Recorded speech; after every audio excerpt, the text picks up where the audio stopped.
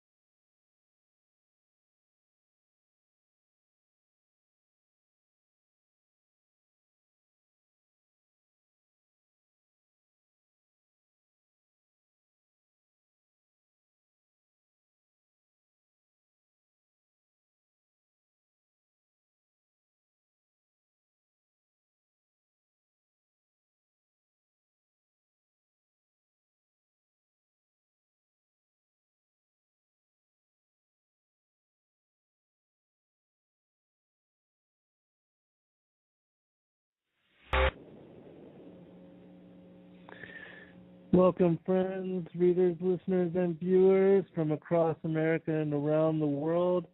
I'm your host, Zen Garcia. This is FallenAngels.tv. It's a 5 p.m. broadcast, East Coast time. We're streaming out of Athens, Georgia, East Coast, United States of America. And it's 6/29/2013. I appreciate all of you taking the time to join us in fellowship and to gather together with us to celebrate the Sabbath and to celebrate knowledge, discernment, wisdom, beauty, just the worship of our Creator and His Son, and for all the blessings of another day and the opportunities and chances we have to even be part of existence, to watch the unfolding of the soft parade, to be witness to sunrise and sunset, the transition into night and the streaming of the stars, the moon, the constellations, the Milky Way. It's incredible, the drama of life and how most people just completely miss it and have no interest in being witness to the awesomeness that is creation and its unfolding. And when I look at the beauty of nature, even the blooming of a flower or the flight of a hummingbird or anything, it all to me is confirmation of the grandeur of the miracle of life and of the greater picture of how our Father, as the Creator of us all, has established all things for our benefit and for also, of course, for His own glory, because He is a part of all things. But the fact that we have chance and part to play in all of this is just a miracle that most people just completely ignore, overlook, and are devoid of any sensitivity upon.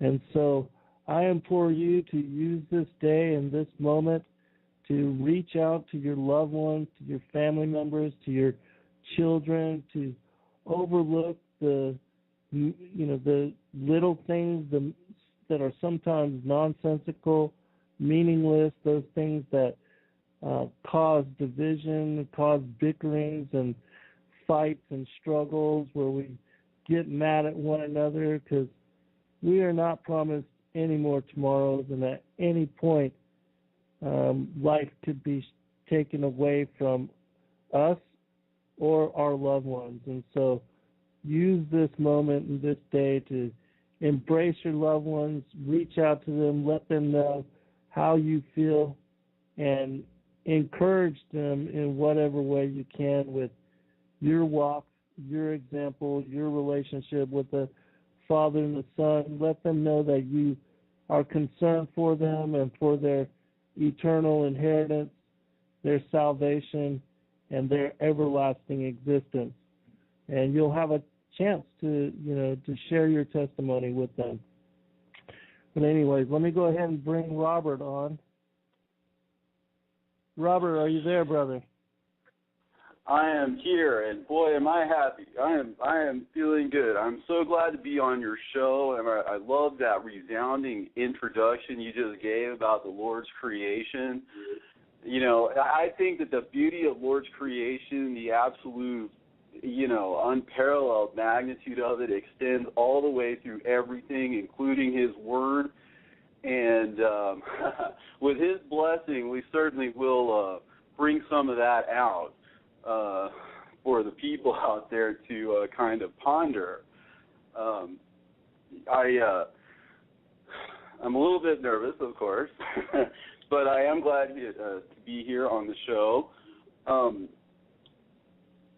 Well, we appreciate you taking the time to join us, Robert. And for those that don't know, have not heard about Robert Ferrell and his work, he's doing an incredible service for the Father and the Son and the Kingdom.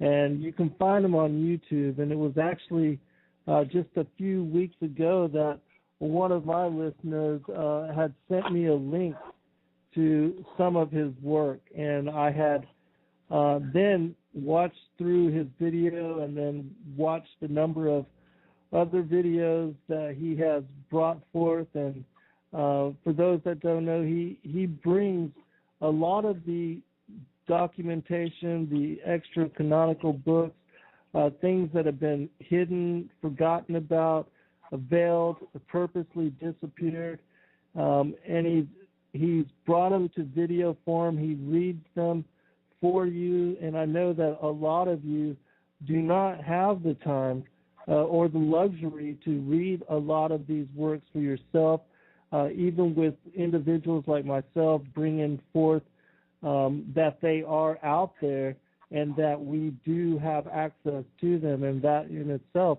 is a true blessing.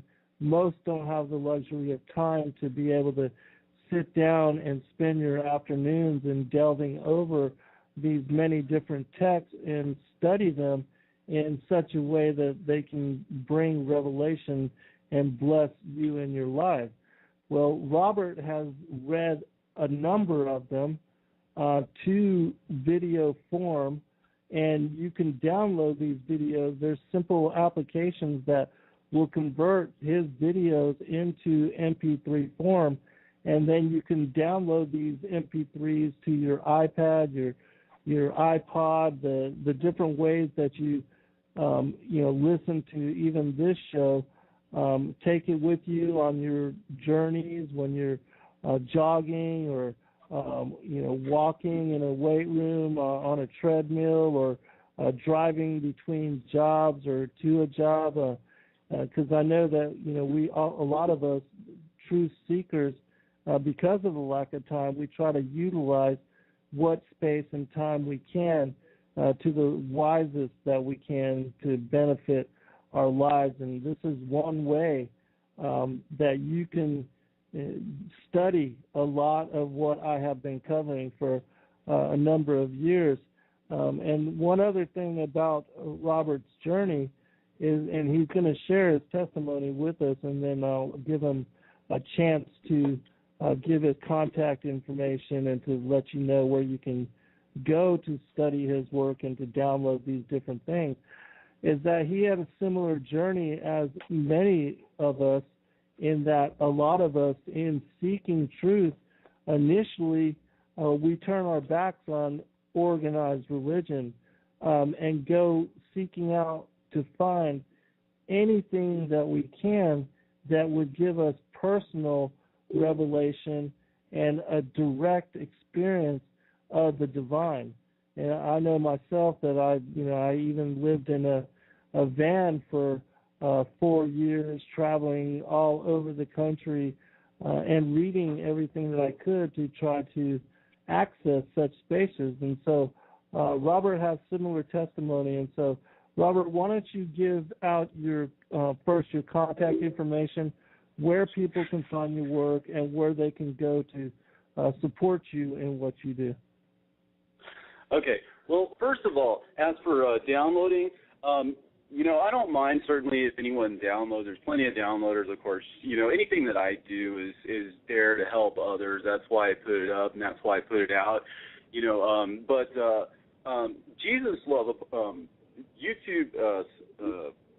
YouTube user Jesus Love 723 has set up a website, and he runs this for me. It's called scriptural-truth.com. You got to put the dash in there.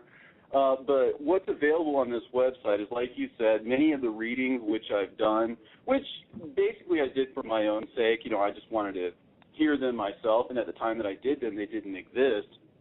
Strangely, such important works and everything, but they kind of lie, just sort of, lost and forgotten and whatnot. So I read them out largely for myself, way before YouTube ever came along, way before there was ever a venue. And just so as soon as, I had high-speed internet and access to YouTube, I, created an account and started putting those things out there so that other people could benefit from them. And it really has taken off. But that's at www.scriptural-truth or scriptural-truth.com.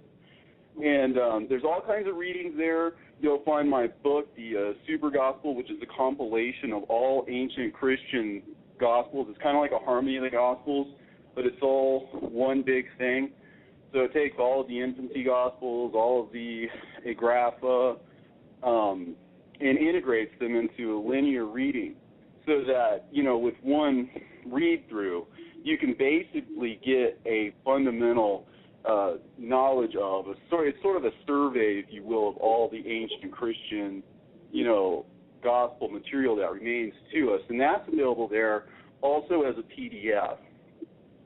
Again, which I don't mind if anybody wants to download it or whatever for their own use or to share with others.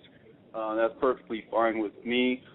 But those are some of the resources that I have available on that website. So my book is also available. If you go to my YouTube site, which is Apocryphal File 1970, I've got a couple of links there where you can purchase the book if you want to purchase it. But like I said, I try to put everything out there for free, just so that anyone and everyone can get it. The money's not a factor. It's just if you want a hard copy or something, it is available. I think it's $19.99 wherever you get it. But basically, as far as my story is concerned, I used to be an unbeliever in religion. I've always been sort of a skeptic by nature, skeptical of people, maybe even bordering on a little bit cynical of people. But I guess it's just sort of that's the way I've kind of been all my life and everything. But, one of the things I was wary of was Christians, because people who were of a religious faith, I always sort of deemed them to be sort of simple. Like, you would believe in a giant flood. You would believe in a fish that swallows somebody and spits them up 3 days later. And, a lot of that stuff just struck me as implausible, to say the least, especially when there's nothing in your everyday, world that seems to, happen that way. You don't see the dead coming back to life. You don't see people blind from birth. It's so outside of your ordinary experience. You would almost reject it completely out of hand. But some interesting things started happening to me as, time wore on. I used to sort of challenge God just in my mind, shaking my fist and saying, if you're really there, why don't you show yourself to me? Just give me something, I'll believe it. If you show me something. And sure enough, he started doing things in my life that, I could see his hand in it. It's not necessarily something that would translate, to other people, but, I'd ask a question and the answer would be there. I'd need something and there it would be. And it was little things like that, and I started to kind of question to myself, well, if there is no God, why do these things keep happening to me? It was as if he had taken me up on my challenge, to reveal himself to me in a way that I would understand. And so eventually I caved in, it was so overwhelming to me that I started looking at the Bible, and it just so happened by coincidence, if you want to call it that, there was a Baptist minister that was working the same place I was working. And he taught me about not only was it, it wasn't enough just to believe in God, but that you had to give your life over to him. So it sort of took it out of the sphere of just sheer intellection, and brought it into, the arena of faith for me. And so after some time, he convinced me that was what needed to happen, and I saw that was what needed to happen. And he led me to Christ. We said the sinner's prayer, and, I was changed. I literally had changed at that point. But something of my cynicism, I guess, or my basic distrust of people was kind of still there. I started going to church and started doing what everybody else did and thinking and just saying, the kinds of same things that other people were saying, because I figured, well, I was wrong. I could learn from these people, that was the way now. And it wasn't very far into it that I decided I needed to read the Bible. I needed to become literate in the scriptures, because it was a new life. I was starting over, and I needed to know what to do, and I needed to know just what it is that I was getting myself into. So like a lot of people, you start reading the scriptures, and when you're a neophyte, I think especially, or when you're close to God, you take his word seriously, and there were things that would stick out along the way, like references to books, like the Book of Yashar and other books along the way that I would notice that weren't in the Bible. And from one of my previous experiences, by the way, being in when I was in college, one of my roommates was Catholic, and I, having grown up sort of agnostic/atheist my whole life, I never really went to church, voluntarily. I was dragged a time or two, but I did. His Bible actually had more books in it, and I questioned him about this because I didn't know at the time that there were these different canons. And he just said very matter-of-factly that, the Catholic book has, Bible has more books in it than the Protestant book, or Protestant Bible. And that really kind of freaked me out at the time, because how is it that you have all of these different varieties of Christians and then you have all of these different canons? It didn't make sense to me that this would be.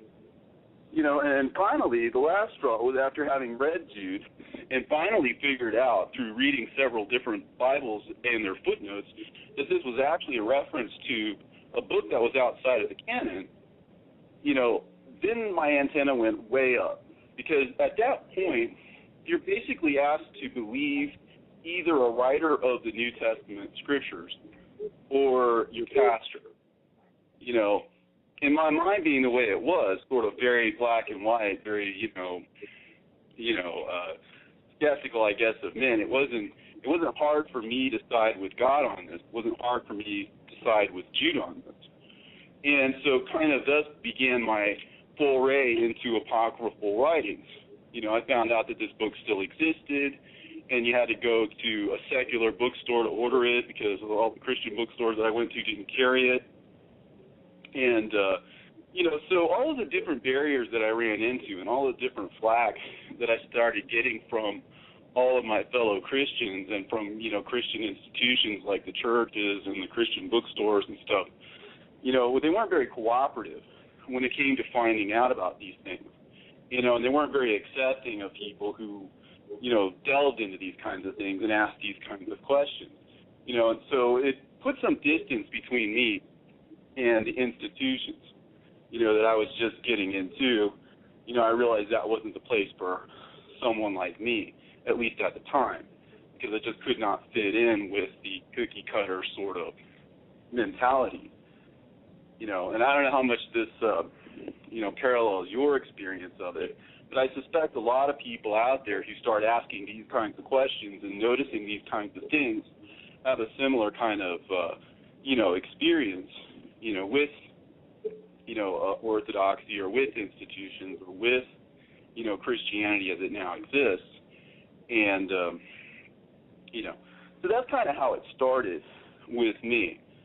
And so in order to become familiar with these books, I started reading them out loud onto tape, because if I had an hour or two or three or whatever to put together, well, that meant that I could listen to it while I was at work, or I could listen to it while I was out doing yard work, right? Just doing this and that.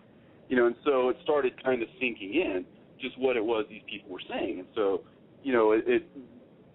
the thing that surprised me was how consistent a lot of these writings were with what I had already accepted and what Christians already accept. There wasn't this huge difference between these two sets of books that people were telling me were there. It didn't seem that way to me, as I was doing it. And so years went by, and I ended up with many dozens, possibly even over 100. I haven't counted these tapes of different books because there just are so many of them.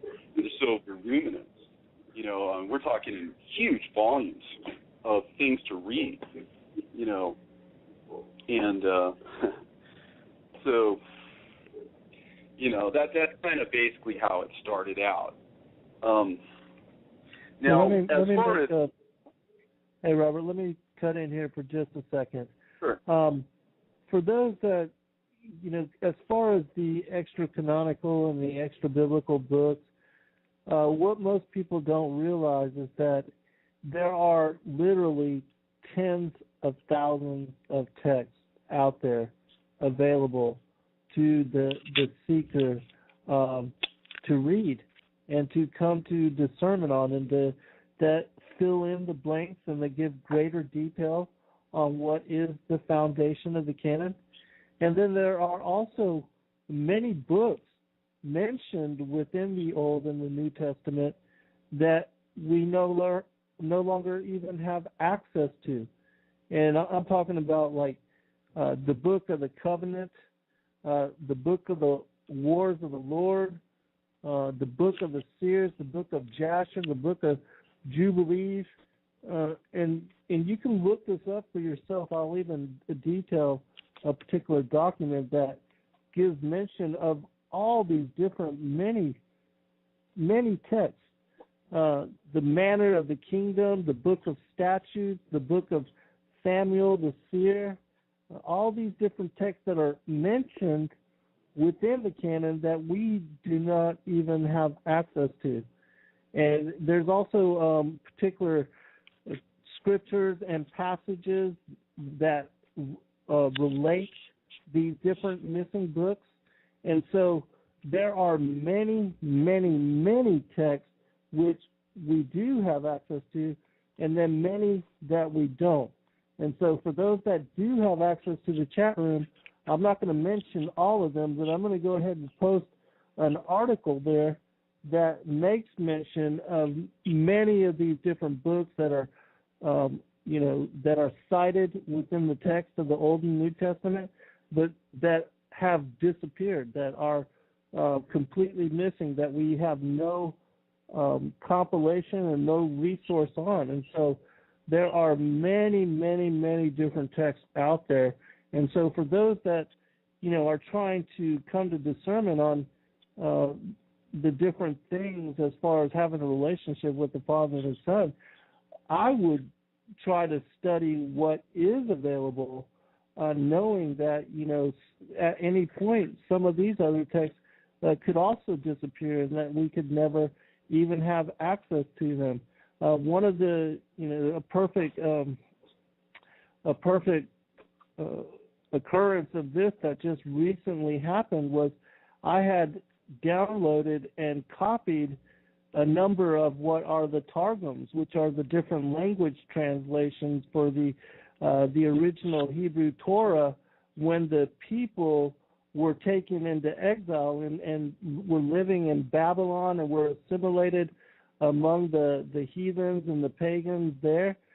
They forgot how to speak their original Hebrew language. And so the priests had to have certain language translations created, and these language translations are called the Targums, and people can study what are now the English versions of these Targums, and they fill in detail a lot of what has gone missing as far as what was back then knowledge that was obvious to the apostles and the early disciples of Christianity and of Christ. And those kind of things already that you can not even find the Targums in the English translation on the web anymore. And I do have access to those texts. I downloaded them and saved them in a document form. So if people are interested, you can certainly email me, and I'll be glad to give you a copy of that. But so many, many different texts. And so, Robert, one of your videos that I was so very impressed with was just the way that the apostles had approached, and specifically Jude, and had cited in his work the book of Enoch, and how that was stripped away as being canon and disappeared really until just recently. It wasn't but maybe a couple hundred years ago that book came to light, and then it was again verified. It was found in the Ethiopic and also the I forget there were two different books that were the Slavonic, I believe it was, and Slavonic, so different Bibles. Mm-hmm. Yeah, I'm gonna get you to detail that and comment on that as well, and why it is that you also study all of these different texts. And if you'll give some commentary on that that whole, the story and the passage and the revelation that came to you from the book of Jude, because I think that was a very profound occurrence. Well, I'll tell you what. Thanks for that lead-in. It's excellent, by the way. Here's where it starts. Okay, as a person who believes in the Scriptures, okay, and not everybody is one of those, but a person with simple faith in the Scriptures doesn't ultimately question the Scriptures. They may question interpretation. They may question something like, "Am I reading this right? Am I understanding it correctly?" They don't question the legitimacy of the Scriptures. And one of the things that Jude gives us is, I think, a lot of really useful information, not only for believers, but also ammunition, if you will, to take against people who would question God's Word. Because when he mentions this book, first of all, it isn't the only apocryphal or pseudepigraphal work that he mentions, first of all. He mentions in verse 9 about Michael the archangel when he was contending with the devil about the body of Moses. And so there's an interesting reference there, which is to a book that we no longer have. And several references before you even get to Enoch 14 and 15. Like, for example, when you read Jude 6, where he talks about how the angels kept not their first estate, but left their own habitation, he has reserved in everlasting chains under darkness until the judgment of the great day. And the great day, of course, is the millennium, which we are basically on the cusp of. We are either in the millennium or we are practically there, time-wise.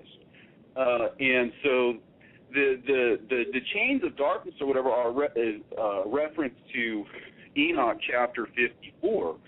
And the fact that he talks about the angels having left their first estate means that those sons of God, which are spoken of in Genesis 6, are the angels in Jude's view. So looking at it, things from Jude's view, the first thing he says is that when he spoke to us of our common salvation, that it was needful for him to write us, to tell us that we should contend for the faith that was once for all delivered unto the saints. And to follow this up with so many references to so many pseudepigraphal sources sort of begs the question, is this faith that we are supposed to be fighting for these books that we ultimately lost? Because one of the things that didn't happen, at least on a large scale, was that the Christians didn't seem to fight for these books in mass, by and large. I think there was a lot of resistance to the infiltrators and the canonizers when they first came in, but they quickly took over because this book is about people who are infiltrating the church, taking over the church. It says there's certain men crept in unawares who were before of old ordained to this condemnation. And that sort of was a cryptic reference to the book of Enoch also. I forget just exactly where it says that, but talks about how they deny the Lord of the Spirits and his Messiah, which is also spoken of in 2 Peter. But one person who did fight for this faith and seemingly did fight for the book of Jude, interestingly enough, is the Apostle Peter himself. This is where the plot really gets interesting. Because, again, that sort of begs the question, just why did he do that? And to actually take the book of Jude and actually write a book around it in the sense of, like, defending it, the sense of, like, upholding it, gives it a certain special a status, if you will, in the canon, as having been the only New Testament book to have another book essentially written around it, one could say devoted to it. As if to say there were people who questioned the book or who questioned the sources behind the book, and that Peter answered that, by writing his book structurally around it. Because this is probably the most fascinating feature about the New Testament as a whole, is because you have two books. Seeing it with that paradigm, you essentially have two books out of 27 in the New Testament whose primary function seems to be to not only legitimize these books by their references to them, by their seeming defense of them. You know, and this is not insignificant. You know, if there were 2 books in the New Testament about anything at all, you know, that we should devote, you know, study to getting down to the bottom of just what it is that those books were actually about, because whatever 2 books would be writing about, it would seem to be important. And when you read the book of Enoch, it sort of answers that question in the first chapter. Because when you open that book, the way that book opens up is the words of the blessing of Enoch, wherewith he blessed the elect and righteous, who will be living in the day of tribulation when all the wicked and the godless sort of be removed. You know? So, and it says, and you hear the parable, so Enoch, a righteous man whose eyes were opened by God, saw the vision of the Holy One in the heavens, which the angels showed me, and from them I heard everything. And from them I understood as I saw, but not for this generation, but for a remote one, which is for to come, concerning the elect. I said and took my parable concerning them. So, taking all of these facts into account, it takes a little bit of insight here, but once you see it, it's sort of impossible not to see it. What seems to be happening is this. There was a belief early on in Christianity as to the veracity of these extra-canonical, and I don't say extra-biblical because the book of Enoch is quoted in the Bible, the Assumption of Moses is quoted in the Bible, the Wisdom of Solomon is quoted in the Bible, etc. There are these biblical quotes. So to say that it's, you know, extra-biblical isn't really technically correct. It's extra-canonical. And the thing about these extra-canonical books, the way in which Jude seems to be devoted to them, the way in which Peter takes Jude under wing, if you will. And he even caps it off with an interesting proverb. He says, look, these men are like a dog that returns to its own vomit, and like a sow that once washed goes wallowing, you know, back in the mud. Well, the interesting implication of a statement like that is the dog that returns to its own vomit is from the canonical book of Proverbs, chapter 26. But the part about the sow that goes wallowing in the mud is from the pseudepigraphal story of Ahikar. You can look this up, Ahikar 7, verse 27. And if you look that up, you'll see the very same proverb. So here you have Peter not only defending Jude, but also quoting another pseudepigraphal source of his own. You see? And so what he's doing is he's answering this question structurally. Because, see, when Enoch says that it's not for his generation, that means it's to be excluded. But it is for a remote generation. He means that at some point it will become included. And at some point it will become recognized. So, in other words, you're not dealing with the simple question of is it inspired or is it not inspired? Because the question is more along the lines of who is it inspired for and when. And Enoch answers that question first thing in chapter 1. So Jude, having gotten all the way down to verse 1:9, right, certainly read verse 1:1, verse 1:2, verse 1:3, and got that knowledge, had that knowledge clear in his head, knew that that book was for a future time. Okay? Peter must have also, having taken up Jude and defended Jude, must have had that very same insight. The book was not for his generation, but for the generation at the time of the Lord's coming. And so this explains why Jude and Peter are written the way they are. Because someone had come up to Peter and, let's just say, asked a simple, straightforward question. Is it cool to read books like The Assumption of Moses? Is Enoch actually inspired? Should we have this in our canon? Well, ordinarily you would think he has two choices. He either says yes or he says no. Now, apparently this is a question because he's addressing it. But he doesn't exactly say yes or no. So by keeping it in suspense, he allows what is supposed to happen on its own. In other words, because it's left for men to surmise just what it is that he means by taking Jude to himself. In other words, is he watering it down or is he defending it? You know, is he giving us reasons to reject Enoch by leaving out that quote?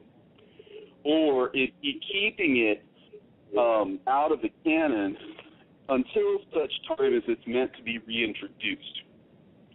You know, and that's an interesting question because the answer really lies in the fact that he very easily could have said yes or no. He very easily could have said, no, Enoch is bogus, all that stuff is fake. Or he could have alternatively said, no, Enoch is genuine. The assumption of Moses is genuine. But either one of those answers would have spoiled the entire purpose of that book, to not be for his generation, to not be for the generation of the interim, but to be for the final generation. And here we stand at the cusp of that time. Literally, according to biblical chronology, we don't know the exact day, we don't know the exact hour, but we have a pretty good idea we're right at that point somewhere. I mean, Jesus was only 2,000 years ago. And, so at the time, there were 4,000 years into it, according to many chronologies. I know they don't all agree, and it's hard to pin it down. But according to most chronologies, biblical chronologies, we're very close to that cusp between the 6th millennium and the 7th. So it should be about time for that book to show itself, if indeed that were the purpose of that book. And yet we have all of these arguments already within the canon, like a ticking time bomb, ready to go off at any time. And yet we live in a climate where these truths are told, these things are mentioned or studied by the people at large. It remains relatively academic, in the world of Christendom, and it's not something that's preached in the church, even though it should be. Because, in what way is Jude 14 and 15 any less scripture than, say, John 3:16? You can argue, you can quibble about it, but it's just as scriptural. And therefore, from the point of belief of a believer, it's just as valid. And it does bear upon our salvation, by the way, because when Jude spoke of our need to fight for these books, it was in the context of his writing to us of our common salvation, as opposed to our individual salvation. In other words, once we as a church, once we as the body of Christ, arrive at the collective insight and agreement that these books are what they are, that when he's quoted Genesis, and he's already quoted the assumption of Moses, and then he says Enoch also, all right? He's giving you an argument that includes the book of Genesis. He's giving you an argument that includes the assumption of Moses, and he's giving you an argument which includes the book of Enoch. So that's the inclusiveness of the word also. Enoch also prophesied. He calls him the seventh from Adam. All right? So if Jude is to be believed, it is Jude's belief that this was the antediluvian Enoch, and that he was the seventh from Adam. So this is Jude's belief, but it's not the church's belief, and it's not the scholars' belief. And it's not something that probably, 99 out of 100 ministers would even tell you, even if you ask them that that's the case, because they don't believe it either. They've been conditioned to listen to scholars. They've been conditioned to listen to theologians and to traditionalists, and just following sort of common sense human type knowledge, rather than the knowledge that has been laid before them to follow, which is the Word of God. There in the Word of God, you have it written that Enoch is also included in this argument, so it's inclusive of that, that he was the seventh from Adam, therefore antediluvian. That's a datum. How do we treat data? When God is giving us perfectly straightforward information that we can either choose to ignore or to accept, what do? It exists. It's there. So what good does it do to ignore it? One way or the other, whether you're for it or against it, to just go with the status quo, to just go with the flow, just because it's the easiest thing to do, doesn't necessarily make it right. So there's this whole mechanism that's in place for us to bring this book into existence. So that's a serious, situation. How do we deal with that? And for 2,000 years, we've done very little to deal with that situation. Peter stood up for Jude and fought for the faith that was once for all delivered to the saints, but we haven't. But maybe it's time that we do. Maybe this is the time. Absolutely. That this is the generation. According to the scriptures, it would seem to be. It's my belief that we are the final generation, and we are that generation, the fig tree generation that Enoch mentions in his book, where he speaking about having written this for the final generation. We have a question from the chat room that I wanted to ask, but before I do, I want to place into context this particular question and read something from the Gospel of Thomas, which I had asked Dr. Lumpkin about as well. In verse 39 of that particular text, it says, Jesus said, the Pharisees and the scribes have taken the keys of knowledge, gnosis, and hidden them. They themselves have not entered, nor have they allowed to enter those who wish to. You, however, be as wise as serpents and as innocent as doves. Now, I'm not, this is my first time interviewing Robert, and even though we've spoken, I'm not positive on how much you know as far as the two different bloodlines, the two different lineages, and Cain being not of Adam, but being of the serpent. But the question that has been put forth from Night Watchman in the chat room is, could the exclusion of these books from the canon in some way be connected to the deception promulgated by the descendants of Cain, who Christ in the New Testament, specifically in Matthew chapter 13, he says, that the tares, the children of Cain, that they are the Pharisees and the scribes, mentioned here in this passage, verse 39, that are the ones that have taken the keys of the knowledge.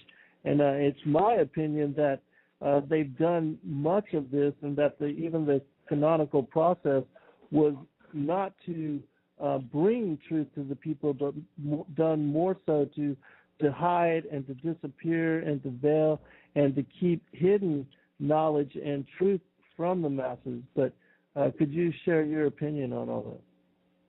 Yeah, absolutely. Well, I'll put it like this. I think I know what that knowledge is, first of all, and I do believe that I can at least give people the beginnings of this. It's going to take a while, and it's going to take a lot of people out there searching these things out and helping everyone else out, because the elect are never mentioned in terms of singulars. It's never one person. It's never this other person. From your experience, then you've had an inner calling. I know from my own experience, I've had an inner calling.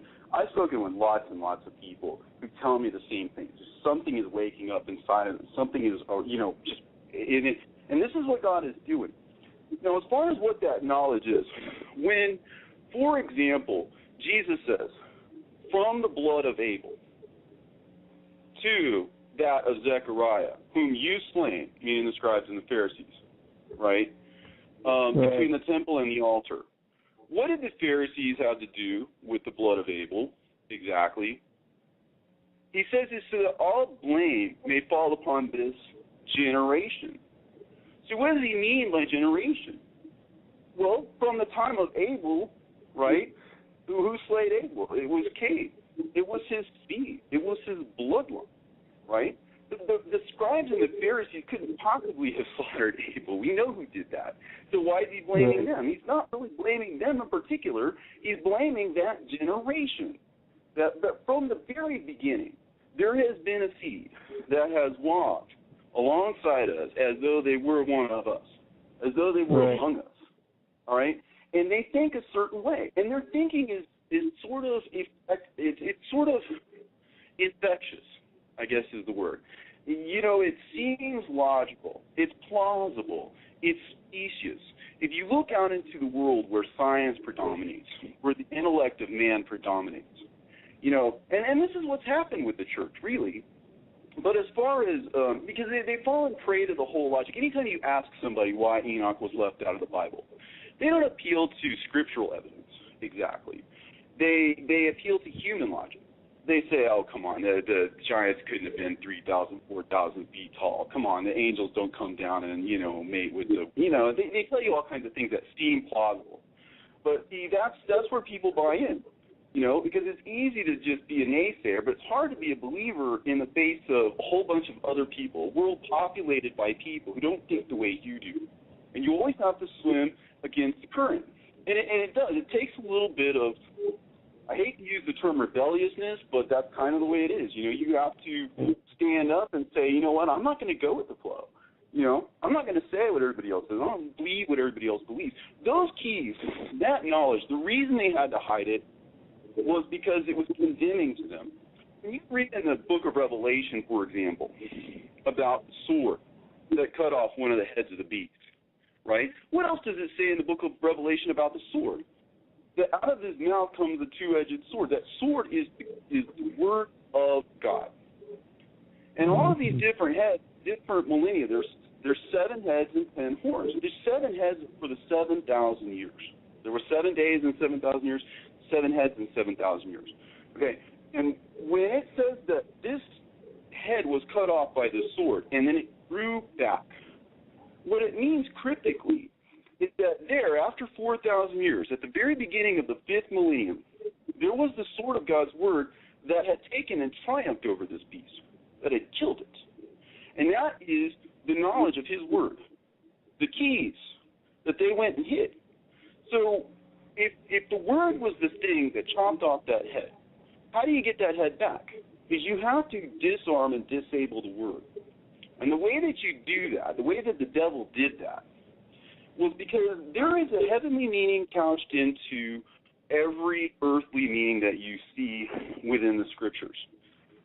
In other words, the heavenly has couched itself or hidden itself within the image or within concrete terms. And you can recover these keys. These keys are recoverable if you know a few tricks. I hate to call them tricks, but just for the sake of simplicity, they're things that you can look for. And then as you look for them, you start noticing them. And as you start taking and generalizing that information, then you start to notice that it keeps on working, and it keeps on revealing other things, and it leads to other knowledge. And it's all consistent with what we've been talking about. There's knowledge that's been taken and hidden. There's literal information that's been taken and hidden. There are things that are before our eyes, like Jude, like 2 Peter. You can see from the very fact, for example, that they took Jude and buried it away from 2 Peter. They didn't want you thinking about these things. This is one of those ways in which they hid things. They took and buried it, right? Took it away from its context so that you would notice it. That's one thing. But, like, for example, when you understand a few things like the meanings behind words, that every word has its parabolic meaning. Like, for example, doctrines, winds of doctrines. You have to be blown about by every wind of doctrine, right? Well, if you just take it in the sense of a parable, that when you see the word wind, what you should be thinking is doctrines, right? Or when in Jude or in James, where it compares these unstable people to wild waves of the sea, right? When you see the imagery of a wild wave, well, what's attached to that meaning is the wavering, the unstable people, as Jude puts it, they're wild waves of the sea foaming up their own shame. And then when you see, for example, in John 1:1, in the beginning was the Word, and the Word was with God, and a little bit later it says that the Word became flesh and dwelt among us. So, in other words, Jesus is the Word incarnate. And then with Peter, for example, he says, okay, that when he had gained his insight, he says, well, thou art Peter, and upon this rock will I build my church. So Peter is associated with rock. And the reason why I bring these all up is because, okay, now that you have those kind of given keys, that kind of information, to just give it to you, just straight up, if you know what to look for, it's just metaphors, right? It paints a picture. Because, like, for example, when Peter is crossing the sea, if he represents the church, okay, and Jesus, who is the Logos, comes walking across the sea, which is time, and they all think he's a ghost. They don't think that he's real. And he says, if you are who you say you are, Peter being the church, right, then summon me to yourself, right? And Jesus says, okay, sure. Yeshua says, come on.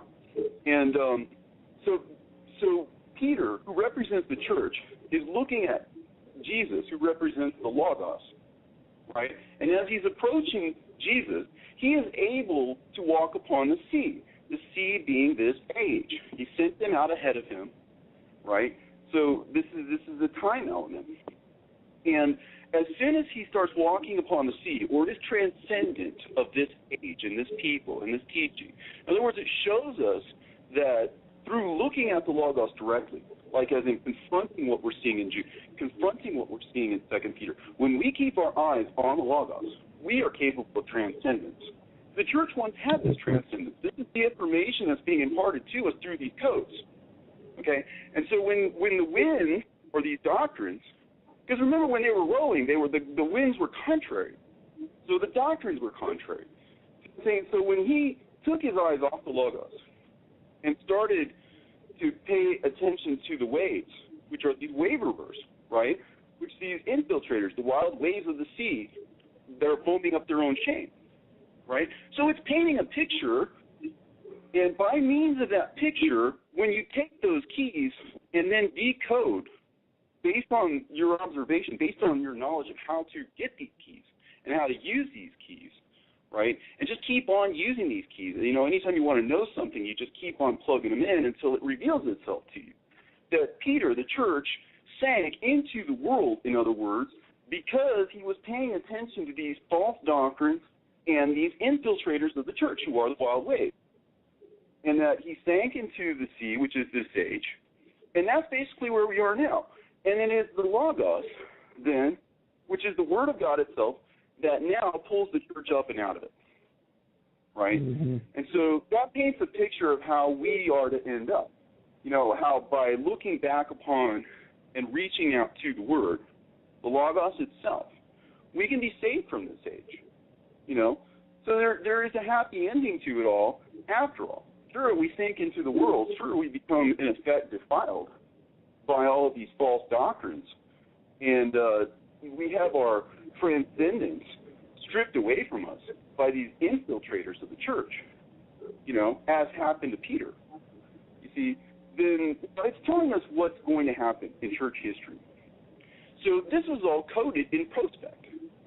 So now, in retrospect, as we look upon it and we regain these keys, right, now we can use this to preach the good news, if you will, to the world, to let them all know. Now we're gaining eyes to see. We're gaining ears to hear, you know, and we're putting this piece by piece together into a giant puzzle that is complete, that explains literally everything, you know. And the longer I've looked at it, the more I've looked into it, the farther it goes. I've never seen an end to it, and I've never seen where it didn't work. You know, to me, it's just, and I've been at this for 20 years. I've never seen where it didn't work, you know, and that's what's impressive to me more than anything. Because as a skeptic and as somebody who really has a strong sense of what's rational and logical when it comes to facts and data, you know, for Christianity to contain all of this information inherent within it, and yet people don't see it. It's spread out literally throughout the scriptures, and people don't see it. And it's scattered across the scriptures. See, that's step one. Then when you go to the book of Enoch and you see the reservoirs of the winds, then you think, oh, doctrines are being let out at certain key points because the winds are doctrines, right? And then you realize what he means by, he took up this parable and said, Enoch, a righteous man who opened it. It's because you understand that this book is also written in the language of parables. And that all of these books have that common underlying parabolic aspect to it. Now, of course, they're going to take those keys, like the ones I just pointed out, and there are many others too, you know, and I provided, by the way, a PDF of the keys on the Scriptural Truth website if anybody wants to download it by PDF. And I'm still working on it. I'll probably be working on it forever, but you know, it's fairly complete, or not complete, but fairly, you know, usable. And in any case, but that's why they had to hide this stuff. Then there were things that were encoded in the Old Testament that must have been just as revealing to the people at that time to see these keys as so threatening that they had to be taken and hidden. But that's why they did it. You know, it wasn't just about power. It was about their being done with, you know. It was about their end, you know, them being judged, you know. And it's not hard to see from their point of view why they wouldn't want these things to be known. They wouldn't want that head to be cut off. They want to be able to disarm, with the fleshly end, if you will, of God's word. They want you to see winds as winds and waves as waves, and then Peter is Peter and Yeshua is Yeshua, and that's it, right? So that's the fleshly end of the spectrum. So he had sort of a choice. Either he was going to infiltrate the church and play up the fleshly aspects, or he was going to let the church be and let these ideas flourish. So in a way, he was sort of maneuvered into the position of having to run the church. That was the position that God essentially put, Lucifer and his dominions in, was that of our caretakers, that he would turn into, if you will, an angel of light for the purposes of creating a substitute light, which was provided him, by the way, because also in the book of Revelation you see that a great sword was given him. And since the sword is God's word, it means that he used God's word, in other words, to destroy the church. And the way that he did it was by enforcing the old canon, the Pharisaic canon. That was a false concept, because when you understand how to read the Word of God, there are not these boundaries. They don't exist. Wind is doctrine, whether you're looking at Wisdom of Solomon, whether you're looking at Paul's writings, whether you're looking at the Book of Enoch, it all translates just the same way. And so that whole image of the beast, which is the religious system, gets destroyed by this knowledge. And so this is the power that it contains and the promise that is inherent within it, for us to be able to overcome it. After having gone through this 2,000-year period or whatever, we can finally cast these people out of the church and bring a restoration, and, go back to the way it was at the beginning.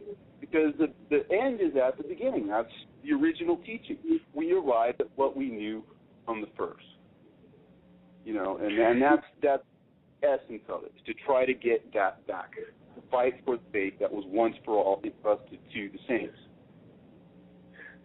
Well, I see, a great awakening happening along that line, and there is a great movement because one of the things is that people that have relied on pastors and preachers and mainstream organized churches and religions, they are seeing things, the esoteric and supernatural nature of the world, being witness to things like the fallen angels and ghostly apparitions, things that cannot be explained, even though they're veiled and they're contained within the Word. Those that are teaching them are not giving people the answers. And so a lot of people have taken it upon themselves to start to do some of their own homework, some of their own research, and they're seeking deeper than they ever have before, especially now that, so many have been awakened to the conspiratorial side of what is reality, the New World Order, Satan being the power, principality, the ruler over this fallen state of being in this fallen world. He even tempted Christ and said that if you would just bow to me, I'd give you all the kingdoms of the world. And so people are starting to seek deeper answers. And for those that, woke up to like the events of 9/11, different things like that, their research into those aspects, the demonic aspects of who the fallen angels are, the line of Cain, and how they're responsible for having stolen and hidden and stripped away so much what is knowledge, is bringing them also back to study of the Word. They're being led to chapters like Genesis chapter 6, where it speaks about the sons of God mating with the daughters of man, creating a race of giants, how this race of giants became cannibalistic, and how they have been warring against the seed of the woman, the seed of the serpent warring against the seed of the woman, explains, the megalithic structures found worldwide, all these different things. And so people are being led to the truth of the Word, and it's individuals like yourself and myself that are bringing forth all of these other extra canonical books, which the early disciples, apostles, and followers of Christ they knew a lot about this knowledge that we're bringing forth again. And so it's creating a great awakening. It's assisting people to be responsible for their own discernment. It's giving them a direct relationship to the Father and the Son in such a way that now when they read the Word, they're truly having the eyes to see, the ears to hear, and a mind to understand. Christ said, speak I to them in parables, for they seeing see not, and hearing hear not, and neither do they understand. But this is the generation where the Spirit is being poured out on all flesh, and Christ is going to people in their dreams.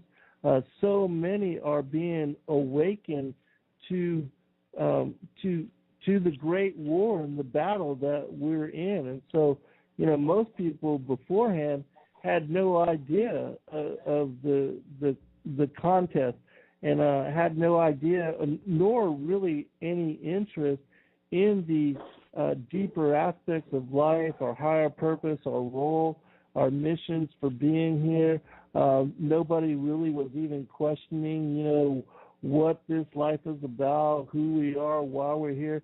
Everybody was basically comfortable, like the Laodicean church, just amused by the vain entertainments and distractions of this world.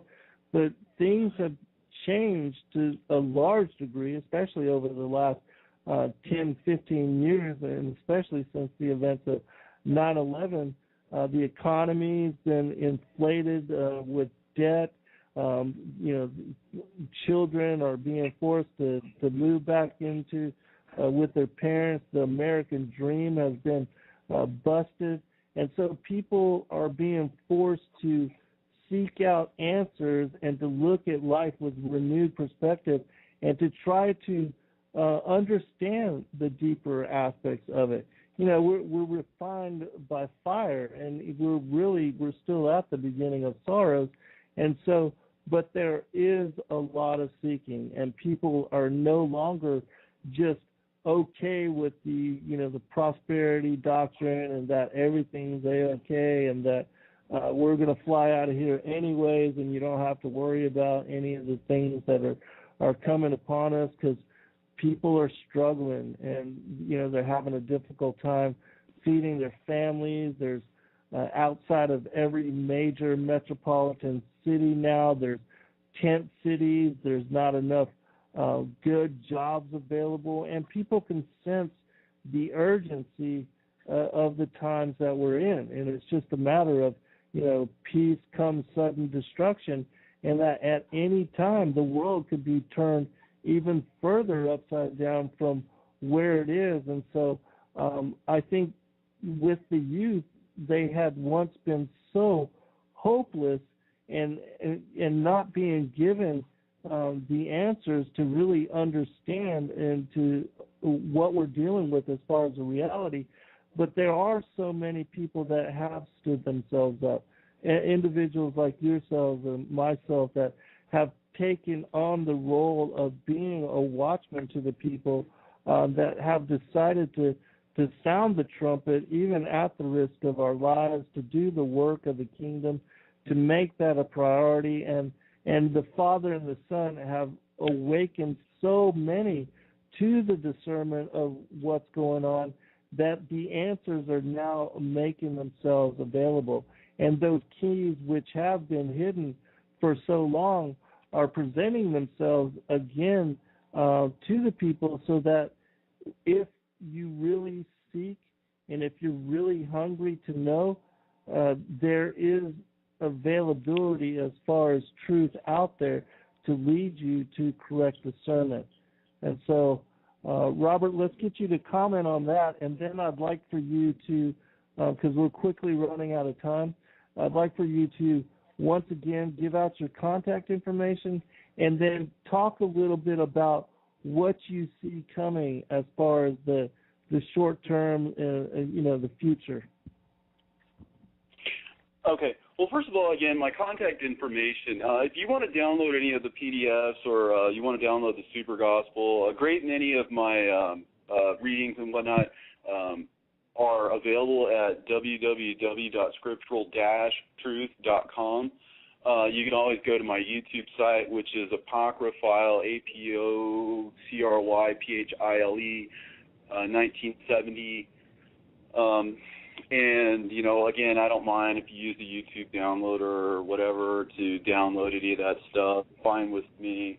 I like to support my channel, but, of course, more important if you guys have that information and use it. Because, again, speaking of what you just mentioned, I think that a lot of us have been at this for a long time. Some of us probably have a decent head start over others. I know I've been at this for 20 years now, actually longer than that. Because I hadn't been a Christian for very long before I started coming to these conclusions. I just barely got my feet wet in it, and quickly realized that there was so much more to it than people were saying. And so I've been at this for a very long time myself. And I think it's because when he says he comes, he's going to come quickly. And that there are going to be people who are ready, and there are going to be people who aren't. And when And this is why we really have to shout this from the rooftops, because, we are essentially involved in this whole transition. There is work for us to do. There is this for us to, and the function of the elect, just to let you know, we are not at odds with the church at all.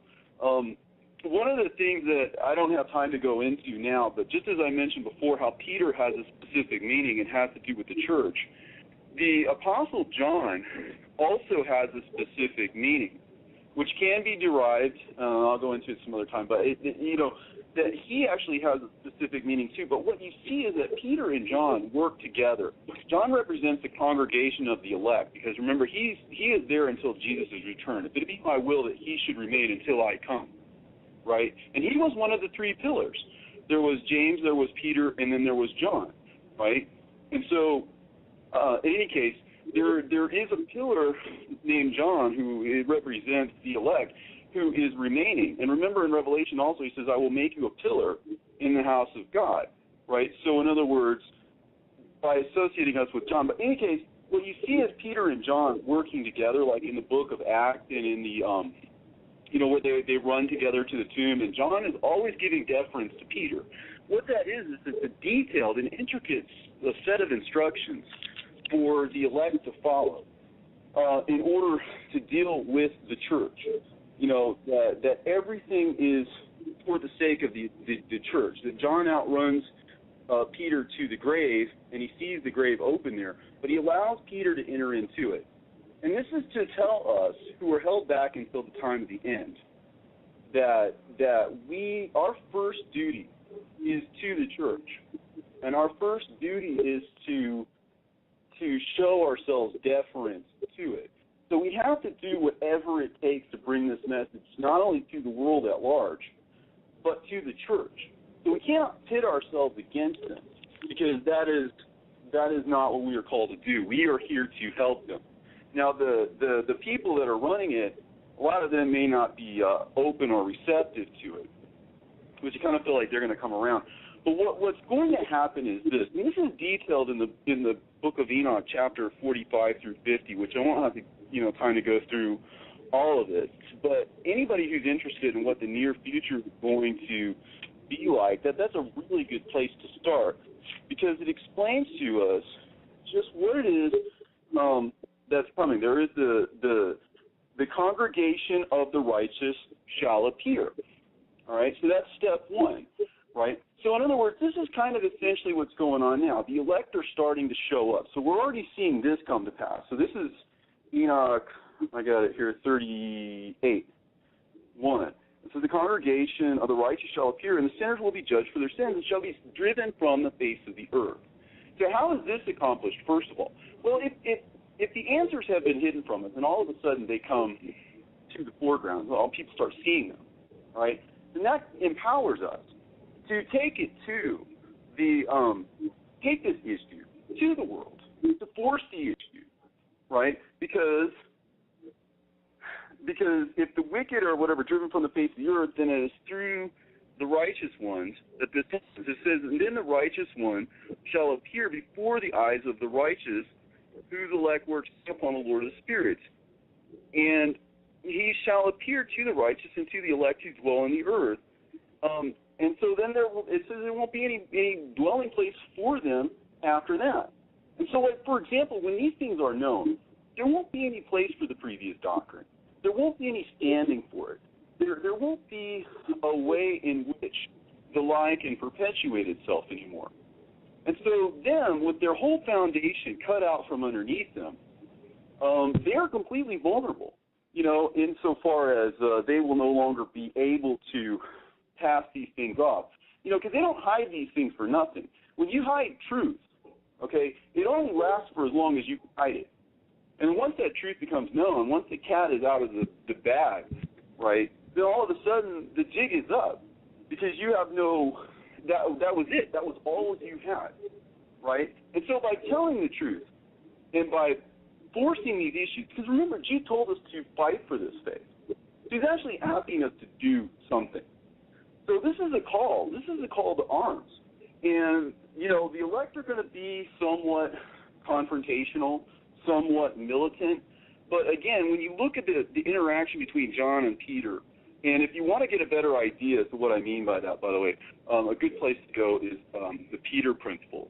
It's one of my videos that I have up on my YouTube site, the Peter Principle and the Keys of the Kingdom. It explains the spiritual significance of James and Peter and John, and how when you see those three interacting, you understand them to be the three pillars, the Jews, the Christians, and the elect who are to come. And again, I explain that a little further. But if you want a guideline or a template for just how it is that we are supposed to act, that template exists. And it's just as you would expect, that God would actually lay down in the form of parables a detailed set of instructions as to just how it is we are to play this thing out, and just what it is we are to do. But it's only accessible once you have the knowledge of the keys and this hidden wisdom. You see? And so, in other words, this is very dangerous to the wicked one.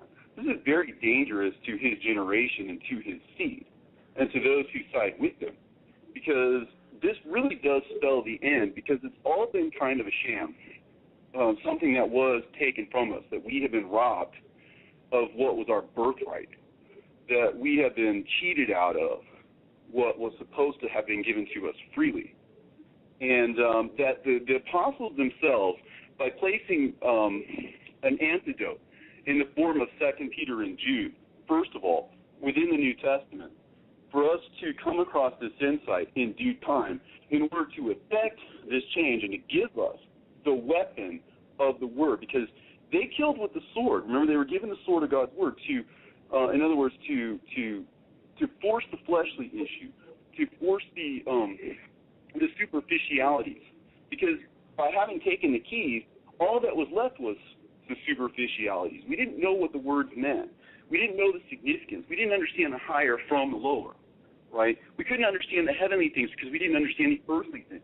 But by the return of these keys, by the return of these insights, now the earthly things are revealed to us, and contained within those earthly things are heavenly things. And so this is exactly what Jesus is talking about. But if you have to understand the earthly things in order to understand the heavenly things, because the heavenly things have been couched in the earthly. But the upshot of it is that it's all there to empower us. And it's all there to create a situation where we can stand and be bold, and really just about as pugnacious and insistent as we need to be in order to make these things happen. This is a call to arms, and frankly, it's nothing short of a revolution, and the important thing to realize is because the instructions are there, because the information is present, we all know just exactly how to act, and since we all agree on the source, then we all legitimately will look to one another to act according to a certain ethic and a code. So everything is there for us. We have been given every weapon we need to pull down these strongholds, and that is our function. We're not just supposed to disappear and go away and let the world just go to pieces. We are here to stand up for the truth. We are here to fight for the faith. We are here to be heard and to shout this from the rooftop, and to be absolutely emphatic about it and to not back down, because the people at the beginning of the church age gave their lives over so that we could have this information. They wrote these books so that this information could be recovered. They did what they were supposed to do. And we have the knowledge that we have because they obeyed. And now it's our turn to free them from the prisons of ignorance that they've been, held to by men and by their lack of discernment, by their lack of opportunity, perhaps, to understand it. That's been brought upon by the hiding of this knowledge. And the more you look into it, the more you know, the more you realize that there has been a hand of evil in this all the time, and yet there has been God's hand in this as well. Yes. And He's made it recoverable. And I believe that you're doing what you know to do to recover, this mystery, for the people. And then I'm doing the same thing. And then we've been called to do this independently of one another, each of us. And I'm sure there's a great many others of us out there who feel this urge, who feel this leading, and you're doing what you can to put the weapons and the tools in the hands of the people. I'm doing the same thing. We all need to do that. We all need to do whatever we can to make sure that this does happen, because this isn't just mere intellection. This isn't just academic. This is real. It's actually happening, and that the reason why we can do this is because God has put this in there for us to find, for us to realize in due time. And looking at, where we are in time, this is the time to do it. So all the pieces are in place. All the pieces are there. And, it's just a matter of our boldness and our willingness to stand up for truth. Because He says, I will give you a mouth and a wisdom which no one will be able to deny or to gainsay. And see, why do they avoid the topics? They avoid the topic because there's really no way to argue around it. Their position is largely indefensible, against the book of Enoch because of what Jude says and because of what Peter did. They knew what Peter did. That was why they took Jude away from Peter, because they knew, not because they didn't know. Anybody who didn't know would say, this letter is a lot like this letter. Let's put them together, But it was because they did know, but they said, oh, no, we can't have people finding this out. Not when we need them to come through us, not when we want to have the power, not when, this is about us preserving, our seed on this earth for another 2,000 years, that we're not going to give this up. We're going to take the time that, is left to us, and they did, but now it's time to bind up Satan, and his minions and be done with them. And let the truth actually flow like it is supposed to. Our minds are being renewed. Sorry. Yeah, no, I wish we had more time, and I'm definitely going to invite you to come on with us again at some other point. But I wanted to read one final quote. This is from the Assumption of Moses, and then I'm going to give you a chance for final commentary. It says this: accordingly, He designed and devised me, speaking of Moses, and He prepared me before the foundation of the world, that I should be the mediator of His covenant. And now I declare unto you that the time of the years of my life is fulfilled, and I am passing away to sleep with my fathers, even in the presence of all the people. And in order and receive this writing, that you may know how to preserve the books which I shall deliver unto you. And you shall set these in order and anoint them with oil of cedar and put them away in earthen vessels in the place which He made from the beginning of the creation of the world, that His name should be called upon until the day of repentance, in the visitation wherewith the Lord will visit them in the consummation of the end of the days. And so here in this passage, Moses speaks about how he was chosen even before the foundation of the world. And we were also similarly called, foreordained for such higher purpose and for role and mission. And it's up to us to realize our specialness and how that relationship with the Father and the Son is so important, and it's important for us to seek the kingdom first and to make that a priority for our lives. Robert, we've got 5 minutes, brother. I want to thank you for joining us for show. You've been an excellent interview, and I think you've got just a wealth in the world of knowledge, and you've got a lot to say. You should consider doing a show yourselves. But anyways, if you don't mind, final commentary. Well, none of us should be surprised at this, first of all. I mean, we see Moses where? We see him at the Transfiguration, right? These prophets could see across time. The words you just spoke, how it pertains to the flesh and everything, okay? Well, again, these things are contained in earthen vessels, meaning that the higher spiritual level meanings are couched within earthly terminology. The light is concealed within the image, as it states in the Gospel of Thomas. And when we see people like Moses and Elijah traveling literally across time to be with Jesus, in the presence of Jesus, on the sacred mountain, where Jesus is literally detailing to them events of the future himself. When Jesus says that Abraham saw my day, well, we know that Moses and Elijah saw it because they were there. Moses came down that mountain glowing, literally glowing. Right? And where had he been? Right? He had seen the face of the Lord. He was there. And, we need to understand that Enoch saw this way, that Moses saw this way. All of this information is there for us to know. And they have preserved it for this day. And this is the day. This is where we are. And it's a foregone conclusion. It is going to happen. You do your part or you don't. You help or you don't. You gather or you scatter, right? But it's a day of decision, and you have to decide. And that's what's really important here, is do you have the guts to take this to the people? Do you have the fortitude? Because this is what's been entrusted to us, the faith that was once entrusted to the states, once for all. And once this is known again, I believe there's a very high expectation for people to be on board. This is why I could not be idle myself, because I understood the duty that was involved in this. And I think you sensed your duty in all this, and I think anybody who understands this will sense that they have talent, that they have time, that they have gifts, that they have resources, and that they need to do what the prophets have asked them to do, which is to help them to become understood so that we all can have a common collective salvation. Jude was writing to us of our common salvation, not our individual salvation, our common salvation.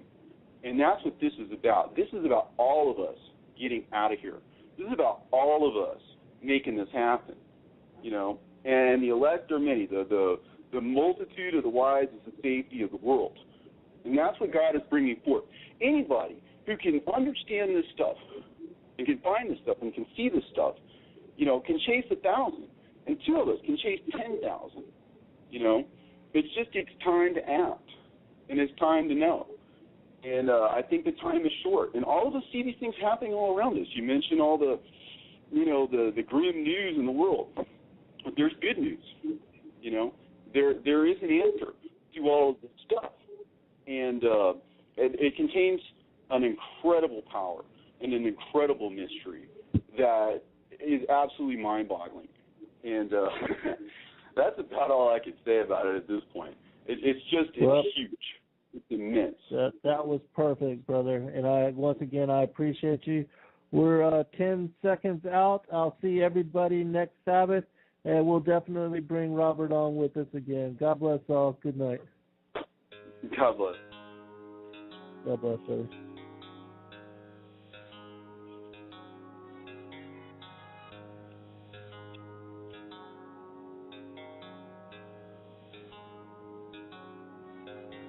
What exactly would you say if your child looked up at If he's true, and wondered what would happen when someone dies. Is there a heaven? And what about that man up on the cross? Am I forgiven? How exactly would you answer those hopeful little eyes when you're college educated and convinced it's all a lie? Sure, you went to Sunday school when you were young, but that was then. You're above those simple thoughts now. The only God you know is man. Are you saddened and ashamed to tell this little soul that you don't believe in anything and have no reason and no hope? There's no heaven and no meaning. There's no purpose to our lives. Did you believe we're just evolved, brand new mutations come alive? You know better than an insect, son, and when you die, that's it. I've learned through education that good and bad just don't exist. It's all just evolution. It's survival of the fittest. And we can get you a prescription when your life becomes depressed. I'm sorry that I've crumbled all your hopes and all your dreams, but it's time you realize that life's not what it seems. Are you lost? Are you alone? Are you convinced that life does not make sense? Have you forgotten that God even exists? Have you replaced all that was real for a life of cannabis and created your own truth? A happy atheist? Are you lost? Are you alone? Are you convinced that life does not make sense? Have you forgotten that God even exists? And you replaced all that was real for a life of cannabis and created your own truth. A happy atheist. You realize your answers could just shatter all these dreams and everything that ever mattered to this precious little being who had belief in certain peace and received that inner voice inside his conscience. And his conscious mind believed, and it sickens you to think, 'cause you've been driven by your ego and your greed. And he sees it, and you don't practice what you preach. You've lost your dignity, and you've succeeded in destroying all beliefs and defeated all his real hopes and dreams. They might never be retrieved, and the flame within his heart almost completely is extinguished, and the holes within his soul are filled with mimics, and the message of God's grace within his mind has been diminished, because the answers that you gave him took a piece of his existence, and the power of your words were unforeseen, and in that very moment you destroyed the very purpose of his being, and now he's lost and alone, and he's convinced that life does not make sense, and he's forgotten that God even exists. He's replaced all that was real for a life of counterfeit and created his own truth. A happy atheist. Are you lost? Are you alone? Are you convinced that life does not make sense? Have you forgotten that God even exists? Have you replaced all that was real for a life of counterfeit and created your own truth? A happy atheist. Are you lost? Are you alone? Are you convinced that life does not make sense? Have you forgotten that God even exists? Have you replaced all that was real for a life of counterfeit and created your own truth? A happy atheist.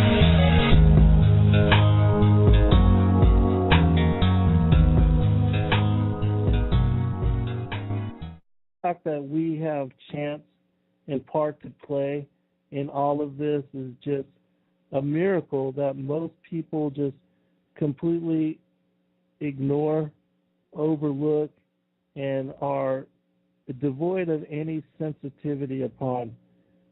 And so I implore you to use this day and this moment to reach out to your loved ones, to your family members, to your children, to overlook the little things that are sometimes nonsensical, meaningless, those things that cause division, cause bickerings and fights and struggles where we get mad at one another, because we are not promised any more tomorrows, and at any point life could be taken away from us or our loved ones. And so use this moment and this day to embrace your loved ones, reach out to them, let them know how you feel, and encourage them in whatever way you can with your walk, your example, your relationship with the Father and the Son. Let them know that you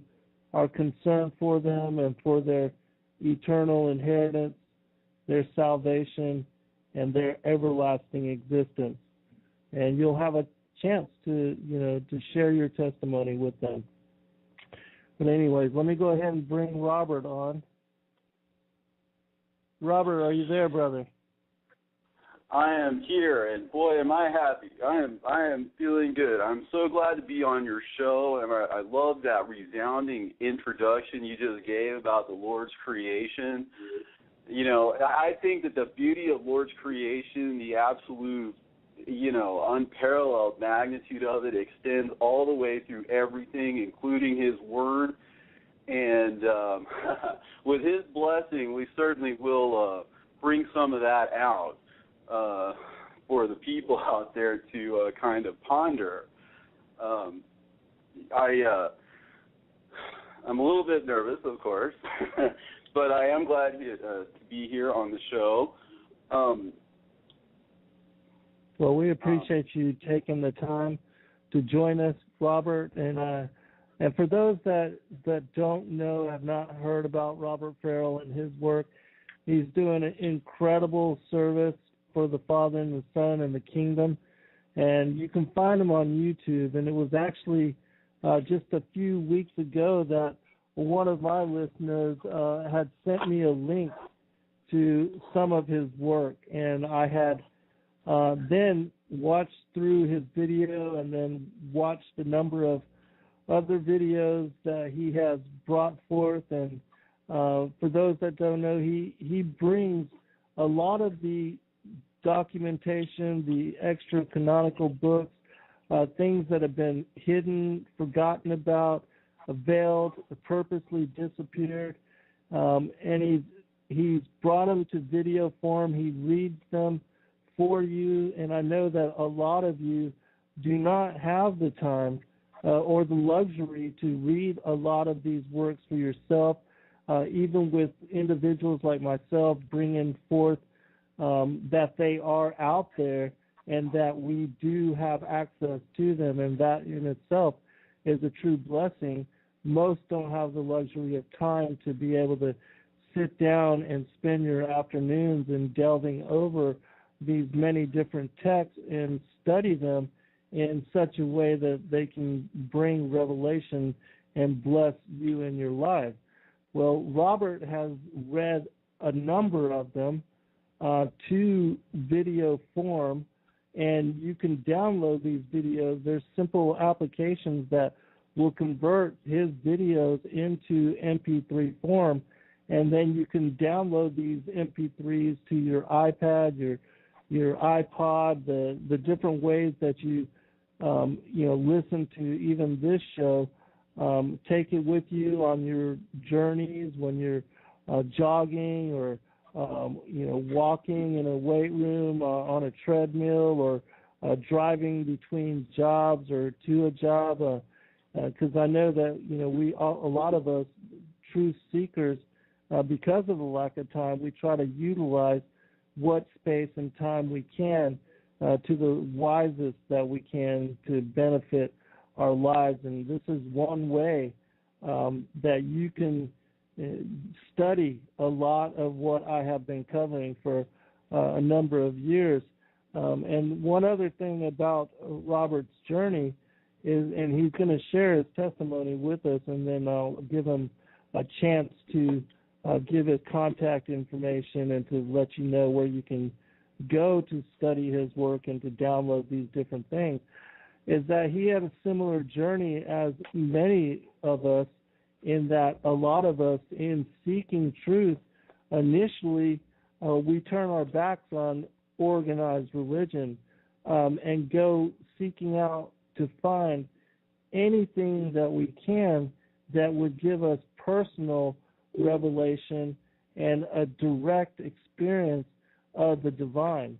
And I know myself that I even lived in a van for 4 years, traveling all over the country and reading everything that I could to try to access such spaces. And so Robert has similar testimony. And so, Robert, why don't you give out your contact information, where people can find your work, and where they can go to support you in what you do.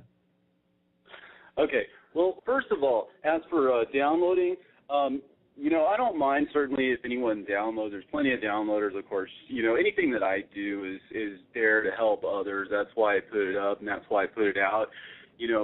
But Jesus Love, YouTube user Jesus Love 723 has set up a website, and he runs this for me. It's called scriptural-truth.com. You got to put the dash in there. But what's available on this website is, like you said, many of the readings which I've done, which basically I did for my own sake. I just wanted to hear them myself, and at the time that I did them, they didn't exist. Strangely, such important works and everything, but they kind of lie, just sort of, lost and forgotten and whatnot. So I read them out largely for myself, way before YouTube ever came along, way before there was ever a venue. And just so as soon as, I had high-speed internet and access to YouTube,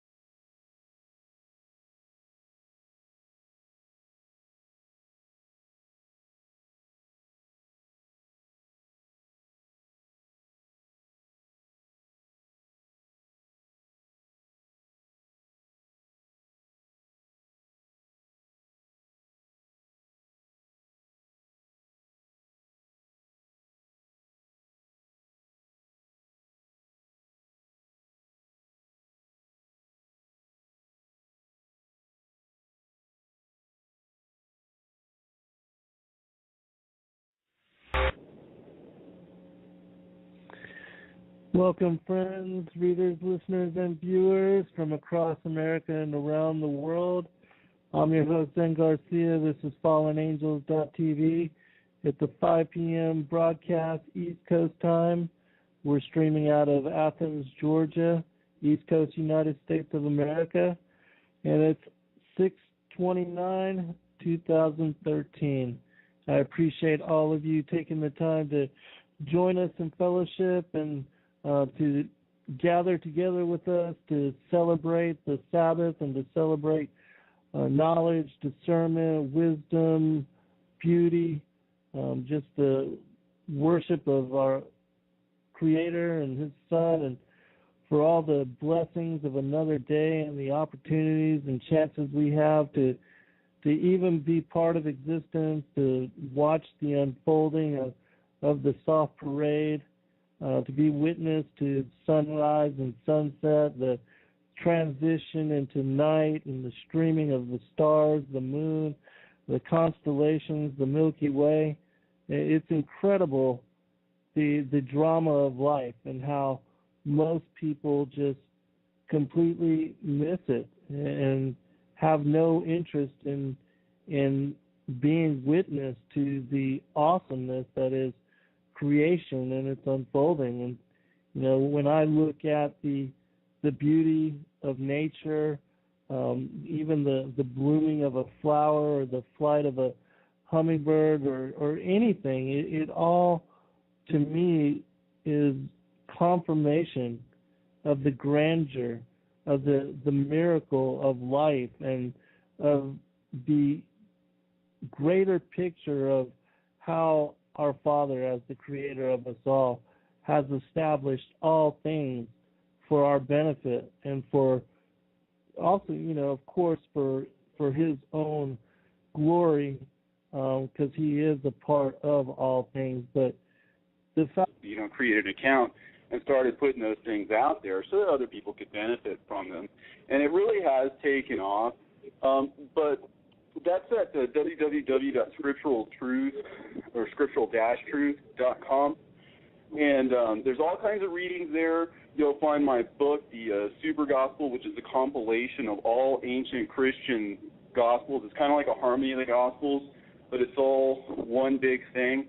So it takes all of the infancy Gospels, all of the Agrapha, and integrates them into a linear reading so that, with one read-through, you can basically get a fundamental knowledge of, it's sort of a survey, if you will, of all the ancient Christian, gospel material that remains to us. And that's available there also as a PDF. Again, which I don't mind if anybody wants to download it or whatever for their own use or to share with others. That's perfectly fine with me. But those are some of the resources that I have available on that website. So my book is also available. If you go to my YouTube site, which is Apocryphile 1970, I've got a couple of links there where you can purchase the book if you want to purchase it. But like I said, I try to put everything out there for free, just so that anyone and everyone can get it. The money's not a factor. It's just if you want a hard copy or something, it is available. I think it's $19.99 wherever you get it. But basically, as far as my story is concerned, I used to be an unbeliever in religion. I've always been sort of a skeptic by nature, skeptical of people, maybe even bordering on a little bit cynical of people. But I guess it's just sort of that's the way I've kind of been all my life and everything. But, one of the things I was wary of was Christians, because people who were of a religious faith, I always sort of deemed them to be sort of simple. Like, you would believe in a giant flood. You would believe in a fish that swallows somebody and spits them up 3 days later. And, a lot of that stuff just struck me as implausible, to say the least, especially when there's nothing in your everyday, world that seems to, happen that way. You don't see the dead coming back to life. You don't see people blind from birth. It's so outside of your ordinary experience. You would almost reject it completely out of hand.